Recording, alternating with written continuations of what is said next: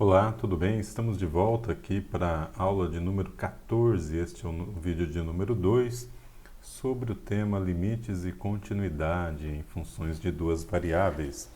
E agora vamos definir então o que é uma função contínua. Então, tendo uma função f de duas variáveis num domínio D, nós chamamos essa função de contínua num ponto AB se o limite de f de xy, quando xy tende a AB, é igual ao próprio f de AB. Caso esta função f seja contínua em todos os pontos do seu domínio, então nós vamos dizer que a função f é contínua no domínio D. O exemplo mais básico, clássico de continuidade de função contínua pode ser o caso do limite de uma função polinomial, né? Um polinômio ele vai ser uma função com essa forma, é uma combinação de monômios. Então, por exemplo, aqui está um polinômio de xy, x ao quadrado vezes y ao cubo, menos x ao cubo vezes y ao quadrado, mais 3x mais 3y. Esse polinômio tem o grau 5, né, porque você soma o expoente do x com o expoente do y.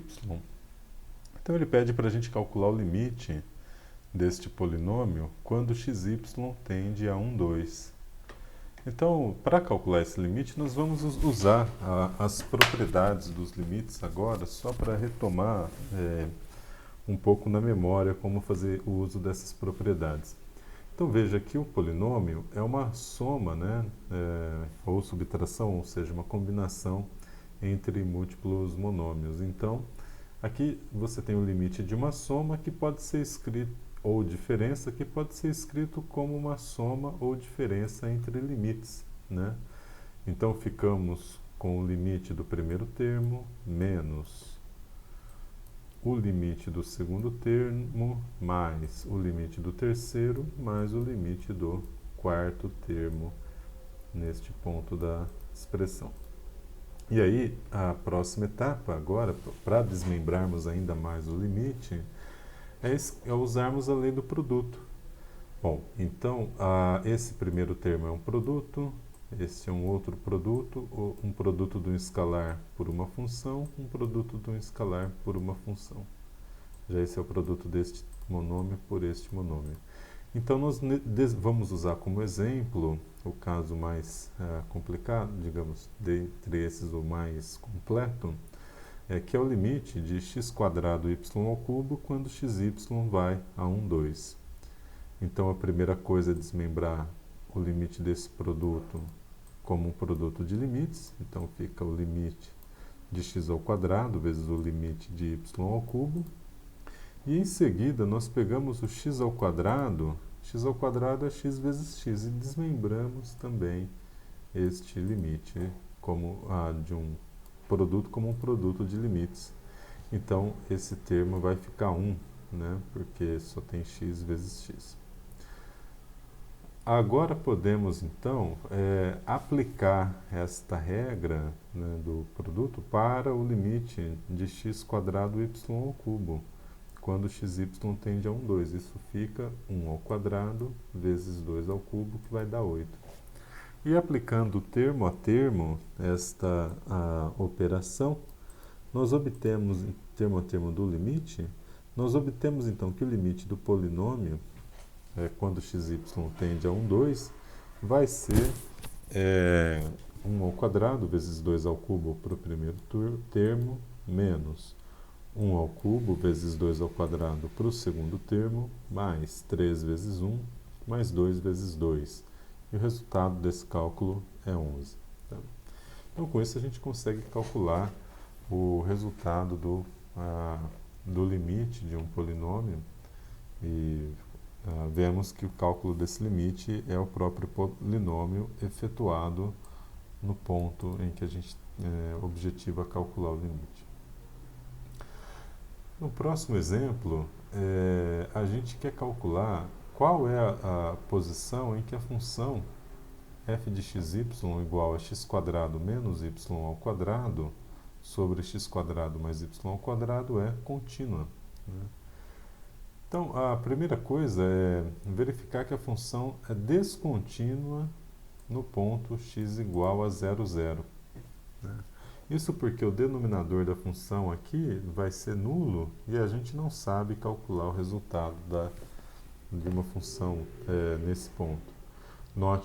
Ademais, note que essa função é uma função do tipo racional, né? Porque você tem em cima um polinômio e embaixo um outro polinômio. Então, o numerador é contínuo em todo o domínio, o denominador é contínuo em todo o domínio, mas a função racional ela é descontínua, ou melhor, não definida, nos pontos em que o denominador é nulo. Neste caso, apenas 0, 0. Então, nós vamos dizer que a função f é racional, ela é contínua em todo o seu domínio D, xy pertencente ao conjunto dos reais, ao R2, desde que xy sejam diferentes de 0, 0. Tá? Então tem que tomar esse cuidado só de lembrar que ela não é definida no ponto em que o denominador é nulo. No próximo exemplo, a gente calcula a gente considera f de xy uma função definida para xy não nulo, diferente de 0, 0, como sendo 3x² y sobre x² mais y². E se xy for 0, 0, então f de xy é 0. Tá? Então, novamente, f é uma função racional, ela é contínua. Como ela é racional, né, ela é uma razão entre dois polinômios.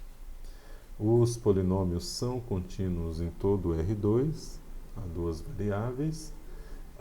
Mas como existe uma função racional, a função não é definida quando o denominador, esse termo aqui, né, esse denominador é igual a 0. Então, nesse ponto, ela seria descontínua. Agora, quando xy vai em 0, 0, a função é definida como 0. E no limite em que xy vai em 0, 0, nós já verificamos que 3x² sobre y sobre x2 mais y2 é 0. Este cálculo foi feito aqui no exemplo de número 4, né? Em que nós mostramos o limite dessa expressão. Então, e este limite é exatamente igual à função efetuada em 0, 0. Então, nós podemos dizer que a função é contínua, não só nos pontos diferentes de 0, 0, mas também no ponto 0, 0. Logo, ela é contínua em todo o plano R2, ou todo o domínio em que é definida a função f de xy. Por último, nós temos o exemplo de número 9, em que é perguntado onde é que a função h de xy igual a arco tangente de y sobre x é contínua. Para isso, a gente efetua a função f de xy igual a y sobre x, como sendo racional. Ela é contínua em todo o plano, menos em x igual a 0. Né? Então, ela não é definida, inclusive, né? Aqui. E aí a função g de t, que é igual a arco tangente de t, é contínua em toda a reta real. A gente tem aquele gráfico bonito, né, daquela curva da função arco tangente. Ela é contínua e definida em toda a reta real. Então a função composta, ela herda a continuidade. A função composta h de xy, que é o arco tangente do f de xy, ela vai herdar, né, a continuidade da função g de t e da função f de xy. Então, ela vai ser contínua em todo o plano R2, excetuando a reta x igual a 0, onde a função, essa razão, ela não existe, ou seja, não tem continuidade. O gráfico representando, né, esta descontinuidade está dado aqui. Né? Se nós fixarmos um valor de x, que está nesse eixo, esse valor de x sendo positivo, nós varremos o eixo y aqui, dos seus valores negativos até os valores positivos. Então, a função a arco tangente, ela faz aquela subida bonita, né, típica da função arco-tangente. Caso contrário, se nós tomarmos o x negativo, então a função vem, começa em cima, né, com y negativo, porque aí vai um número negativo por um número negativo dá um positivo aqui, então o arco-tangente é positivo, e aí ele cai, né, reduz e fica negativo do lado de cá do domínio no eixo y. E note que se você estiver, né, caminhando aqui pelo eixo x, pelo lado positivo, você está aqui na parte de baixo desta folha, né, desta função, e quando chega em x, à medida em que você se aproxima de x igual a zero, você vai chegando perto de uma descontinuidade. Quando chega em cima de x igual a zero, tem um salto aqui, e aí, ou seja, tem uma descontinuidade, e aí você continua caminhando à esquerda, mas agora por cima, né? Então aqui você estava embaixo do plano XY, aqui você está por cima do plano XY. Bom, é isso então que a gente queria discutir sobre continuidade. Com isso eu me despeço, desejo uma boa sorte para vocês com os exercícios e até as próximas aulas. Um grande abraço, tchau, tchau.